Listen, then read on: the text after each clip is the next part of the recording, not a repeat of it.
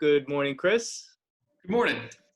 Um, so this morning's co-founder dynamics call is focused on, or it's called Partnership Secret Sauce. And the purpose of it and my choice of topic is really to kind of bring people back home to the simplicity of like what we want, all of us, in our relationships, especially our partnerships and closest relationships. And I just think that the simplicity of it can so easily get lost in the technical mumbo jumbo and jargon of business and performance and all the rest of it, Not to say performance isn't like, is not important. Of course, we all want to do good work. We all love doing good work and getting, and excelling and all of those things. But it's kind of, there's this whole separate human dimension that, when you get it right, it makes performance so much easier and better and more enjoyable. And when you get it wrong, it just mucks up the works and makes everything more difficult, confusing, complicated, heavy, and all the rest, And so what is it that we want in relationships? And, kind of, this is my take on it, is we want to feel seen. Like, we want to feel seen. We want to be understood. We want to be listened to. We want to be in the presence of someone that respects and sees us like fully, at a really nice, deep and holistic level. We want to feel someone's caring. We want to feel their caring and their love and their concern. Like, and when we feel those things, it's like a breath of fresh air, or it's like we can just kind of exhale. And we're so, at least for me, I think it fills us when we receive that from someone with so much gratitude and appreciation, because it is not the most common thing in life to have somebody that is that gives that as a gift, gives their own presence and loving and caring to someone else. And it's what parents ideally gives to kids, and it is what mentors give to mentees, and it's my position here that it's really what leaders give to their teams and what partners give to each other. And I call it secret sauce, again, because I think it's not as common as it ought to be.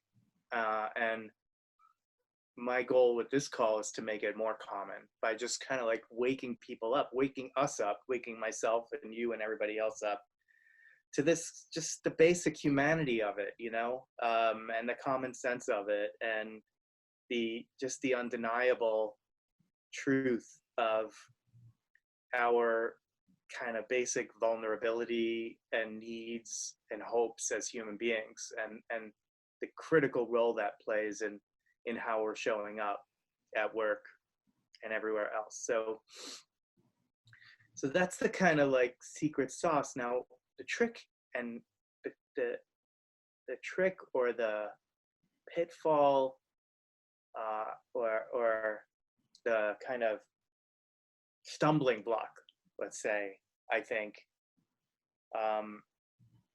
in having this in our partnerships, is like the kind of natural tendency to take this stuff and say, yeah, this is what my partner should be doing. This is what I want from my partner.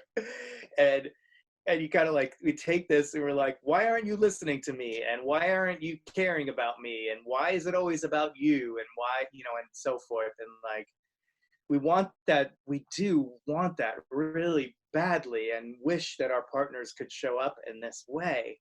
And it's just so ironic that when we're in that mode of wanting our partners to be this way, what we are embodying is the very thing that keeps the secret sauce out of the partnership. And it's very tricky. Because what gets in the way of secret sauce, like what gets in the way is like when we're really thinking about ourselves, right? I mean, and where, our focus is turned inward on our needs and what we're getting and not getting and so forth, right? And so that inner directed focus really is like a wall. It's a wall. We're not offering then presence to others, where our presence is turned inward towards ourselves, and to that degree we lose our connection to people. We lose our connection to our work, our clients, and our partners. So what presence really is, a loving and caring presence, is kind of parting the curtains on self-regard, parting the curtains on all the thinking about ourselves, or letting it go, or moving beyond it. Whatever the right metaphor is, we all have that capacity to drop the concern for ourselves and offer presence and caring and concern to those around us. And that, what does that look like? It looks like, like a curiosity and questions like, hey, what's going on with you? I would love to hear more about how you see this, and what can I do to help? What's your thinking behind this? And like asking those kinds of questions in the spirit of genuine openness and curiosity, kind of emptying yourself and being able to kind of like really take your partner in and hear them and be interested in understanding them, like really kind of understanding them at a as profound a way and as profound a level as we can, and then also being open to being kind of influenced by what you're hearing from them, and open to learning from them. And so that what that means is kind of like not having strong ideas, or being willing to modify our own ideas, like, and that's kind of it's such a fabulous gift to give to other people, to give them a presence within which they can be seen and listened to and understood, where their ideas are respected and probed and explored for their value. And man, when you have that in somebody, it's like gold. It's gold. And bosses bosses and leaders that do this are revered, because they're giving people one of the most precious things that you can give to people. Why is that? It's because like you're that when we're in that kind of a presence, it's like we rise to the occasion. We show up, our thinking is clearer. We're liberated from our own coping mechanisms and defense mechanisms and insecurities. Like we see the safety, and so all that stuff just drops away, and we can just relax. And that creative space is where we all want to be all the time. And it's a great place to be at work. because then it's all about the joy of creativity, of service, of giving, and doing cool things, and all of that. And that's great for business. It's great for partnerships. So the final thing I want to touch on here is if we're talking about this as like a kind of ideal state, this secret sauce state, in a way it is like we all kind of fall from that perch, right? So falling from that perch is like when we're seized with insecurity, seized by our own frustrations, our own needs, our own whatever it is. Like we kind of go there, and it might result in a fight or some sort of downward emotional spiral, some frustration, resentment, anger, and just all the stuff that comes up, right, in close relationships, and that's kind of par for the course, and what we're pointing to here is like that, though that occurs, that doesn't necessarily need to be important. It doesn't necessarily need to be what meaningful about anything in particular. So like what is more, I think,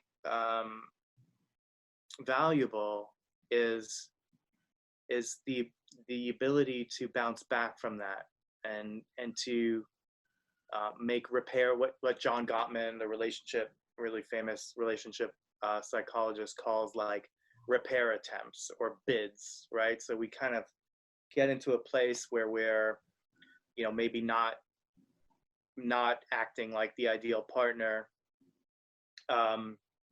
and not at our best selves. It's fine. It's just, can you get over it and make a repair attempt and get back into a good place and make a bid and maintain, go back to connection, go back to being in a good place, go back to being the partner that you want to experience. That's the direction, is, am I being the partner that I want to have? I was kind of, just in closing, I was kind of running through this material with my wife, Carolyn, and she's like, one of her questions was like, yeah, but what if your partner is a narcissist? Or what if he's, and I get that question, and it's a legitimate, I think, question, I don't want to create this like giant loophole, though that's the risk here of saying, yeah, some people are narcissists, but then like creates this giant loophole where you just put your partner in a narcissistic box and let yourself off the hook. And you can't do that. Like, the mandate is to be the partner that you want to be, and not evaluate yourself based on your partner's conduct. Partner, it's up to us, really. It's up to us to be the partner that we want to experience. And so it's important not to give ourselves outs around that, because of somebody else's the way we're perceiving or interpreting someone else's behavior. Now, that being said, we live in partnership. We try to be like the tuning fork and set the tone and the example, and proceed as best we can. And if it does turn out like your partner's not like susceptible to being influenced in that direction, then that is a data point. It's something that is something to consider. There may be a decision to make, or maybe not. Maybe it's okay. Yeah. I don't know, like, and you won't know really until you get to that point. But I think in most cases, I think there's so much work that we can do to improve our plight in partnerships and relationships, that the question of what your partner is and isn't doing, I think, really, should, I don't know, like, I don't know, it can be deferred to the future, right? Until we get our own house in order for a while, And getting our own, it doesn't mean like, we don't have conversations and make requests and all that stuff, and I don't really want to get into like all the little iterations and nitty gritty here, and just really pointing in a direction that I think is useful and important, and ultimately pretty simple. So yeah, so what do you think, Chris? There's a little quote from Ram Dass that I thought of this morning, which is, the best thing I can do for you is work on myself, and the best thing you can do for me is work on yourself. And I think that fits well. It's so easy in life generally, and with human relationships, to look externally and say, oh, this person is not doing this thing, or they're doing this thing and it annoys me. And if we're both in a place where we're taking care of the internal first, it's likely that all that external stuff that I'm worried about and that the other person is worried about is going to kind of dissolve away. Yeah, I mean, I think there's truth to that, Chris. I mean, and I think that there's deeper truth to it than we really understand. That is like, it's not like, in other words, like, I think that there's a metaphysical truth to it that is mysterious, that there is a way where the way people are showing up in our life, it corresponds to how we're showing up. Yeah. There is this mirroring quality to what we're calling outer experience, and whether it legitimate, a whole other question, that is really, it's been called into question, by physics and science, and it's really at the very frontier of really our understanding of the nature of reality. But setting all of that aside, which we really shouldn't set it aside, but for purposes of really having,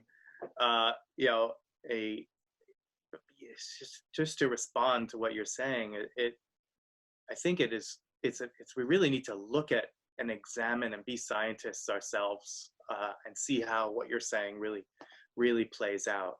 Yeah. So I know that for me, when a relationship is playing out in a way where what I'm seeing and what's appearing to me in my life is a lot of upset, a lot of kind of constructive feedback coming back at me, I am generally pretty inquisitive about, well, why is this showing up? Like, what am I doing that is causing this to arise, and how can I clean up my side of the street?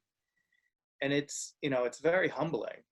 It's a humbling process, and that is a good thing. Yeah.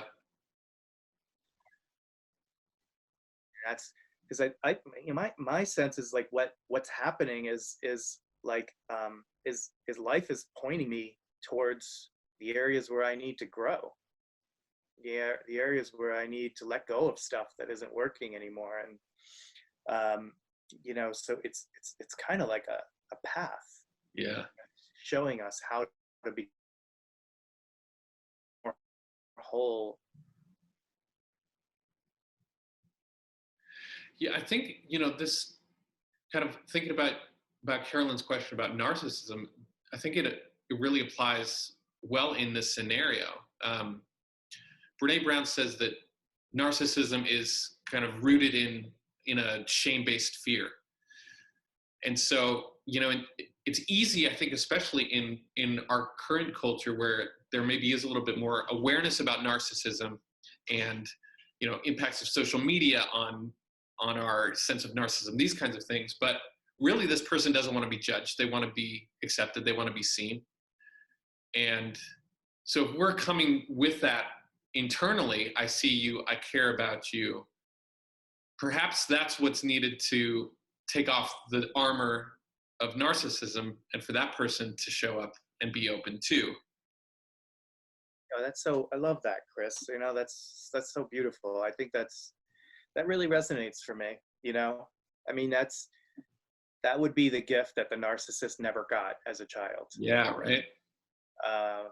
For real, not to get too psychoanalytic about it, but I agree with what you're saying. I agree with that. That's true to experience for me. And it's a nice pointer, Chris. Yeah. On Sunday I was in Denver and visited my cousin and her mom, and she has two kids. The two boys, they're maybe 2 years apart, 5 and 3-ish, and they were just being little kids, playing roughhousing in this hotel lobby, and had such nice rapport together. Just playing, they were present. Of course, like little boys do, they get on each other's nerves. But there's something that I've been really struck by since Sunday. A third kid came, saw them playing, and started kind of on the outside running along with them, 10 feet away. And the oldest of my cousin's kids, William, started kind of bringing him in. And by the end, he came up and he said, "Wow, did you see that boy? He's such a good runner." And went over to the boy and said, "You're a great runner, man." And it was I thought, man, isn't this such a great lesson for all of us adults to just play, to show up, to be present, to see each other, to give compliments and acknowledgement freely. There's no judgment. They were just there playing this game to play. And, very expansive, very curious. There was no need for feedback or judgment or critique. They were just there, and it's a nice state to be in. It's optimal. It is so much to learn from kids. I love that story, and it's, yeah, I think it does it shows us something about